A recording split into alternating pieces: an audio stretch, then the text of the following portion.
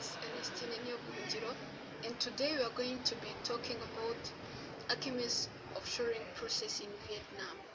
When we talk about offshoring, is how the company move its various operations to another country for benefiting from the low labor cost or more economic conditions.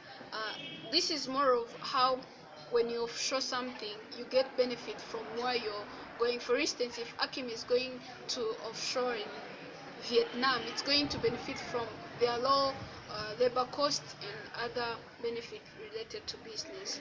So as Akime want to build a manufacturing plant in Vietnam in order to facilitate sales in India and China, this offshoring process will be helping more because there are some benefits as well as risks that Akime is going to be meeting in this process. So starting by benefits, in Vietnam there is cheap laborers. To mean that when you go to operate in Vietnam, Akime will be having an opportunity of getting more laborers on a low price. It means it won't be that much costly to prevent Akime from operating well. The second benefit is about the tax incentive. Currently, Vietnam is trying to reduce the taxes to new manufacturing industries so that they can encourage more manufacturing plants to operate there. So to mean that if Akime is going to be operating in Vietnam, it's going to be having low tax and also a low production cost, which is going to be very to bring more revenues to the company, because if the tax are low, the cost is also low and the benefit is high. So the other thing is that infrastructure cost is also low in Vietnam. So it means it is not going to take much money to Akime to get the building, road and other infrastructure materials that are going to help Akime to operate in Vietnam. This is going to be more helpful because as the labor are going to be low at a low cost, and also resources at a low cost to help in offshoring to Vietnam, and they'll be taking their finished product from Vietnam to India and also China.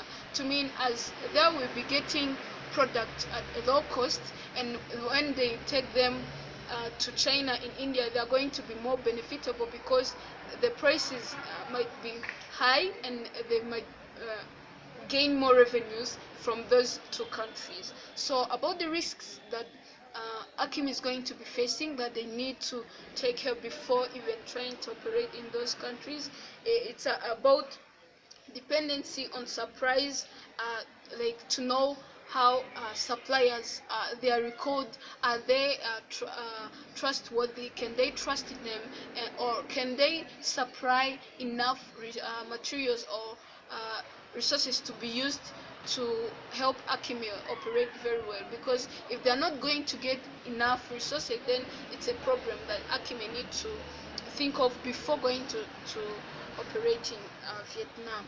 The second one is potential legal issues within foreign companies. For instance, in China, there was something about copying like intellectual properties there, because some people might bring something new, like a product which is new, and then Chinese people might counterfeit it or pirate it. But then in these days, China has made some rules and regulations to take care of this, which is going to be beneficial to Akime because it will be having their product secured, and they will be benefiting from also this. But then if it comes to intellectual to legal issues, it might take them time because they are not going to get like patent easily. So they need to make sure that they start the process early so that it can help them to operate very well without any problem with policies,